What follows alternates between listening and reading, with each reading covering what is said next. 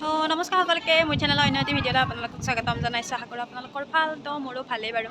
আৰু মই এতিয়া আজি ৰাতিপুৱা আহিছোঁ নেক্সট দিনা সবাৰ নেক্সট দিনা। তো ইয়াত শিৱ মন্দিৰ আৰু আজি আমাৰ খুৰাৰ মোৰ খুৰাৰ জন্মদিন আৰু সেইকাৰণে খুৰীমাই ইয়াতে ঠগীৰ সাজ আগবঢ়াইছে আৰু মই ভাবিলোঁ চাকি আকৌ জ্বলাই দি থৈ আহোঁ।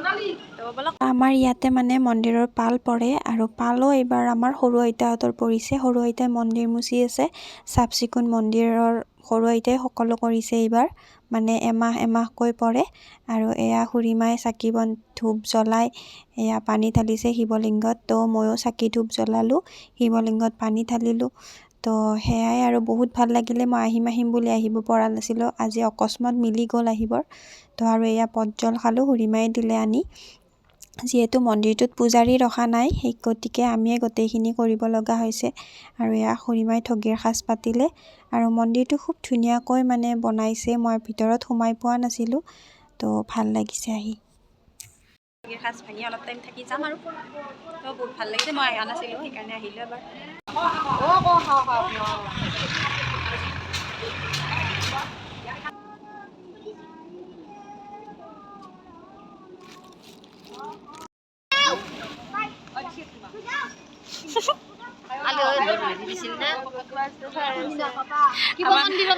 আমাৰ শিৱ মন্দিৰত আছো ঠিকে আছো। আমি চবে মন্দিৰত আছো আৰু এইটো আমাৰ গান নুধাকে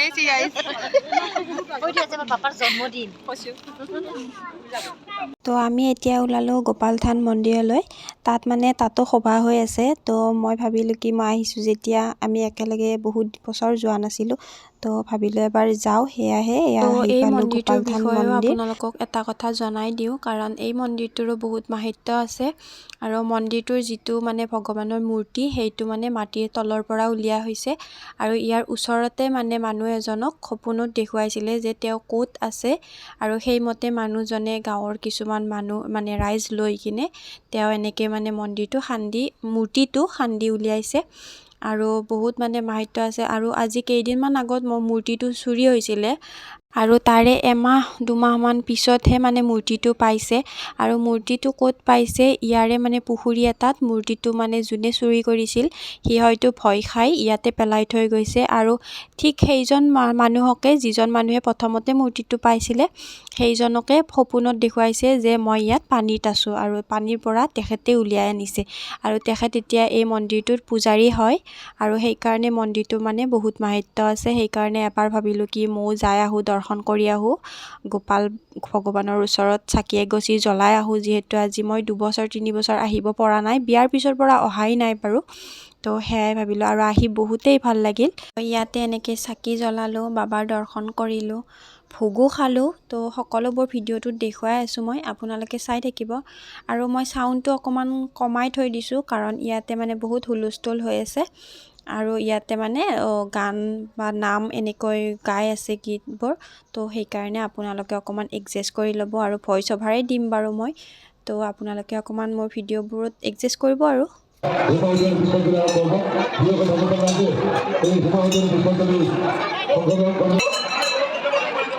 তো আমি যেতিয়া সৰু আছিলোঁ, এই থানখনৰ ইমান ডাঙৰ এটা এৰিয়া নাছিলে।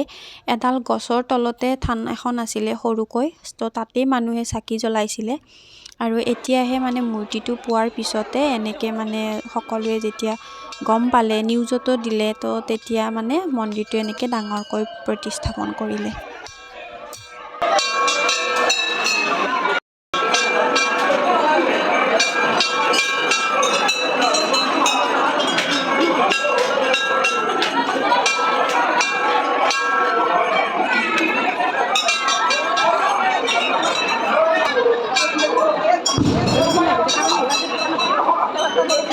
তো এয়া চাওক কিমান তলত আছে তেওঁ।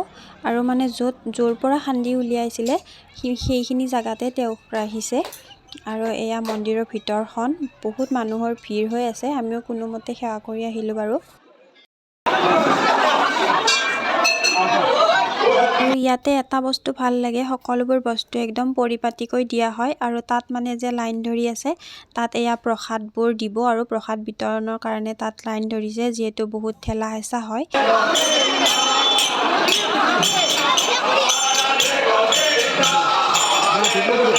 তো তো আমিও এনেকৈ লাইন ধৰিলোঁ প্ৰসাদ ল'বলৈ আৰু যিহেতু প্ৰসাদ বিতৰণৰ সময় হৈছে ইয়াতে যিহেতু এটা লাইন কৰি দিছে প্ৰসাদ লৈয়ে চিধাই মানে ভোগ খোৱা স্থলীলৈকে যাবলৈ দিছে মানুহবোৰক। আমি মানে একদম সেৱা কৰি আৰু একো ক'ব পৰা নাই যিহেতু হাল্লা হৈ আছে।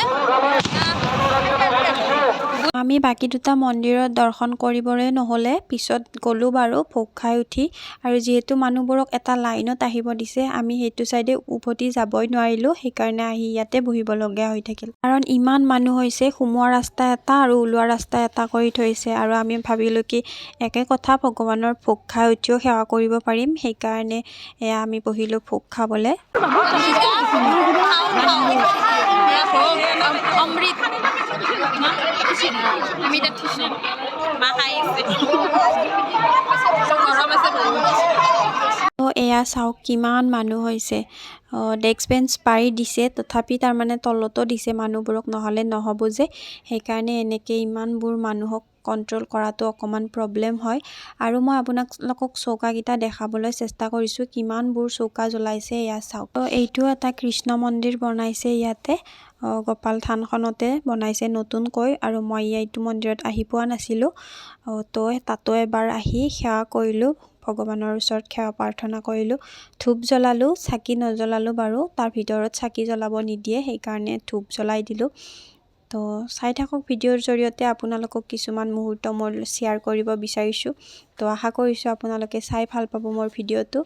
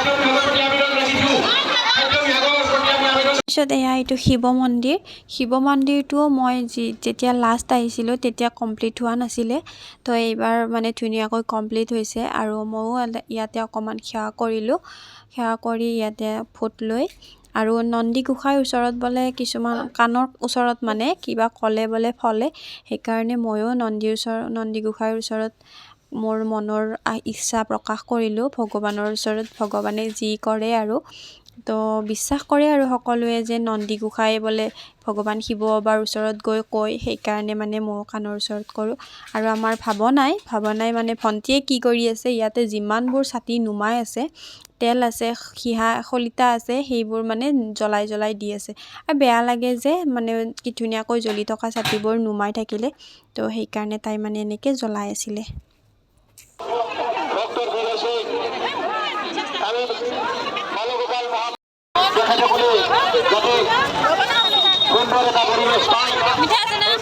সৃষ্টি কৰাৰ কাৰণে আমি মন্দিৰেৰ ভিতৰে থাকা প্ৰয়োজনীয় আমি আবেদন জানাইছি।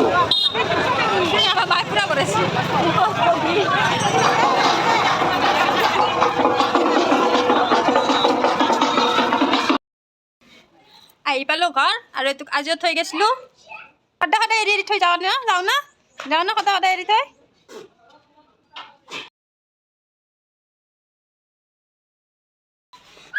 তো আজি ভিডিঅ'টো ইমানতে সামৰিছোঁ ভিডিঅ'টো চাই যদি অকণমান হ'লেও ভাল পালে লাইক কমেণ্ট শ্বেয়াৰ আৰু চেনেলটো ছাবস্ক্ৰাইব কৰিবলৈ নাপাহৰিব। আজিলৈকে আহিছোঁ বাই বাই থেংকছ ফৰ ৱাচিং আকৌ লগ পাম নেক্সট ভিডিঅ'ত। তো bye by the bye bye